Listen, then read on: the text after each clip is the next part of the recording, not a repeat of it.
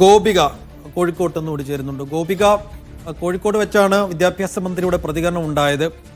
സ്വാഭാവികമായും school management കടുത്ത നിലപാടിൽ തന്നെ തുടരുമ്പോൾ ആ സ്കൂളിൽ തുടരേണ്ടതില്ല എന്ന് കുടുംബം തീരുമാനിക്കുമ്പോൾ വിദ്യാഭ്യാസ മന്ത്രിയുടെ സർക്കാരിന്റെ നിലപാട് പ്രധാനമായിരുന്നു. എന്താണ് മന്ത്രി പറഞ്ഞത്? കുട്ടിക്ക് ആ സ്കൂളിൽ തന്നെ പഠനം തുടരുവാനുള്ള എല്ലാ തരത്തിലുള്ള അവകാശവും ഉണ്ടെന്നാണ് മന്ത്രി നമ്മളോട് പറഞ്ഞത്. കാരണം ആ കുട്ടിക്ക് കൂടുതൽ മാനസിക സമ്മർദ്ദം ഉണ്ടാക്കുന്ന രീതിയിലാണ് സ്കൂൾ മാനേജ്മെന്റിന്റെ ഭാഗത്തു നിന്നുമുള്ള പ്രതികരണങ്ങൾ, അതുപോലെ തന്നെ തുടർച്ചയായിട്ടുള്ള ആരോപണങ്ങൾ ഉന്നയിച്ചത്.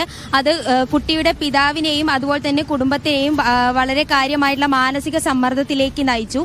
ഇത് കാരണമായിരിക്കാം കുട്ടി ഇപ്പോൾ നിലവിൽ സ്കൂളിൽ ആ സ്കൂളിൽ തന്നെ പഠനം തുടരുന്നില്ല എന്ന അഭിപ്രായത്തിലേക്ക് എത്തിയത്. എന്നാൽ ഇതിന് കൂടുതൽ ചർച്ചയ്ക്ക് വെച്ചുകൊണ്ട് ഈ സ്കൂളിൽ തന്നെ പഠനം തുടരുവാനുള്ള അവകാശമുണ്ടെന്നും ഇതിനുള്ള പ്രധാനമായിട്ടുള്ള കാരണങ്ങൾ എന്തായാലും സ്കൂൾ മാനേജ്മെന്റിന്റെ ഭാഗത്തു നിന്നും ഉണ്ടാകണമെന്നുമാണ് മന്ത്രി ശിവൻകുട്ടി ഇപ്പോൾ പറഞ്ഞത്.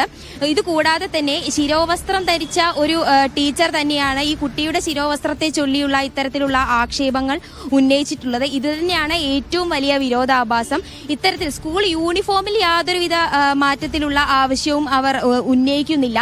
ശിരോവസ്ത്രം, അതേ നിറത്തിലുള്ള ശിരോവസ്ത്രം ധരിക്കുവാനുള്ള അവകാശം അത് കുട്ടിയുടെ മൗലികമായ അവകാശമാണ്.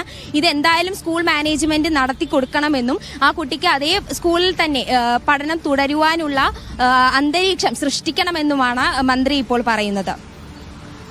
ശരി, എന്നാലും മന്ത്രി വി ശിവൻകുട്ടി നേരത്തെ എടുത്ത നിലപാടിൽ, സർക്കാർ നിലപാടിൽ ഉറച്ചു നിന്നുകൊണ്ട് തന്നെയാണ് കുട്ടിയെ നേരിട്ട മാനസിക വിഷമത്തിന് ഉത്തരവാദി സ്കൂൾ മാനേജ്മെന്റ് ആണെന്ന് അദ്ദേഹം ഇന്നും ആവർത്തിച്ച് പറയുകയാണ്.